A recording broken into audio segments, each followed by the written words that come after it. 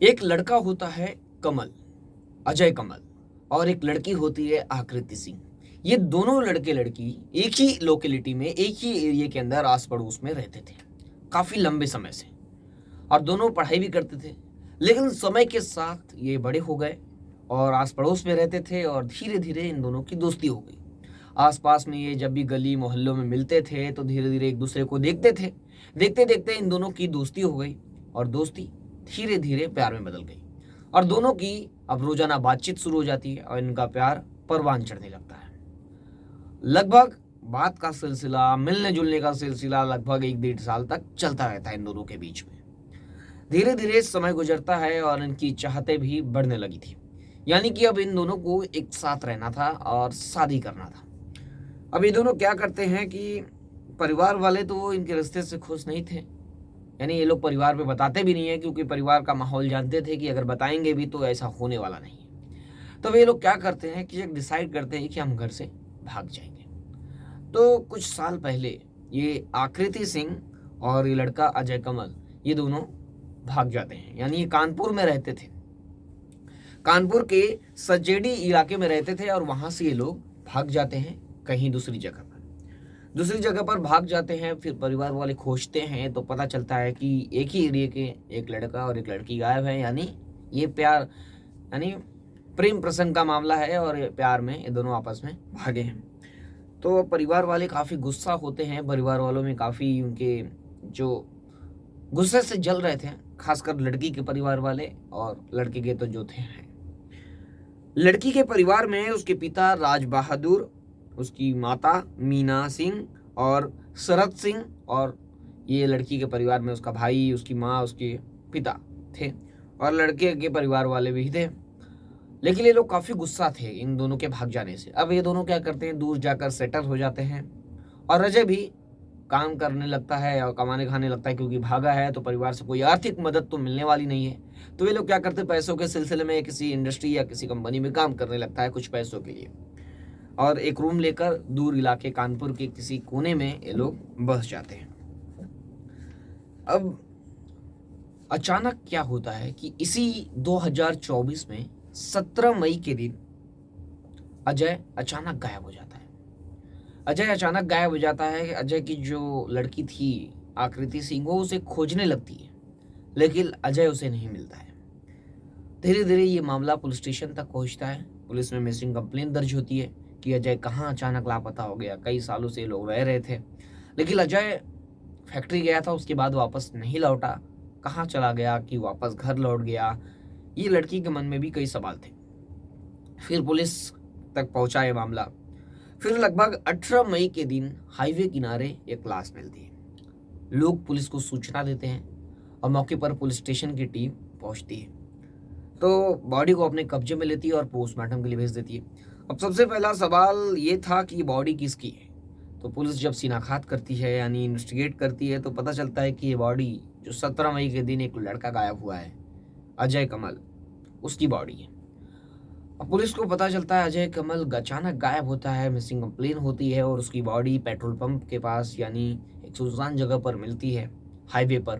तब पुलिस इस केस में अब ये समझना चाह रही थी कि इसकी बॉडी एक्सीडेंटल है या किसी ने इसका मर्डर किया है। पोस्टमार्टम रिपोर्ट आने के बाद ही पता चलेगी। यानी अब पीएम रिपोर्ट का इंतजार रहता है पुलिस को।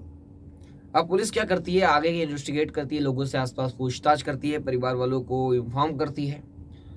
अब जो अजय कमल के परिवार वाले हैं वो काफ़ी गुस्सा भी होते हैं, और पुलिस उनसे पूछताछ करती है, और वो सदमे में थे कि उनका बेटा अचानक, एक तो 1 साल से परिवार से दूर था, और उसके बाद उसकी बॉडी इस तरह मिलती है।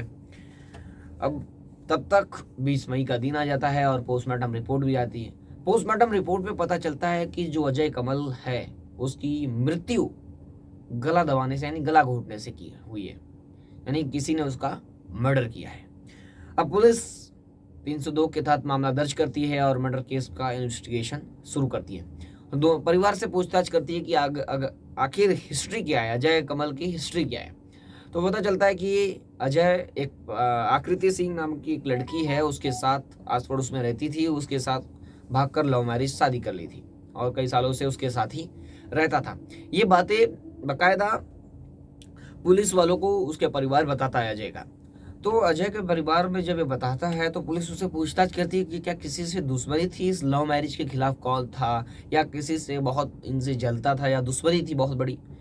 तो जो अजय कमल के परिवार वाले बताते हैं कि जो लड़की आकृति सिंह वह बड़ी जात की थी और हम हरिजन हैं, और ये बात लड़की के परिवार वालों को यानी नागवार गुजरी थी और वो चाहते थे कि ऐसा ना हो।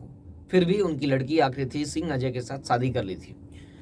अब एक हरिजन और जात पात में के बीच ये लड़ाई आकर रुक जाती है, और जो लड़की का परिवार है और इसी जात पात में इसी जात पात की आग में जल रहा था। अब आगे क्या होता है कि पुलिस को ये बड़ी लीड या बड़ी इंफॉर्मेशन हाथ लगी थी कि लड़की का परिवार इस केस में इन्वॉल्व हो सकता है। अब लड़की के परिवार वालों को पुलिस उठाती है, सबको एक एक करके। पहले तो पुलिस जाती है लड़की के परिवार में, पता करती है तो कौन है, तो पता चलता है कि लड़की के पिता राज बहादुर, लड़की की माता अमीना सिंह और लड़की का भाई शरद सिंह, ये 3 हैं परिवार में। पुलिस इन तीनों को हिरासत में लेती है और पूछताछ शुरू कर दिया। पहले तो ये बाकायदा आसपास की यानी नई नई कहानियां सुनाने की कोशिश करते हैं, लेकिन पुलिस किसी तरह स्ट्रिक्ट होती है।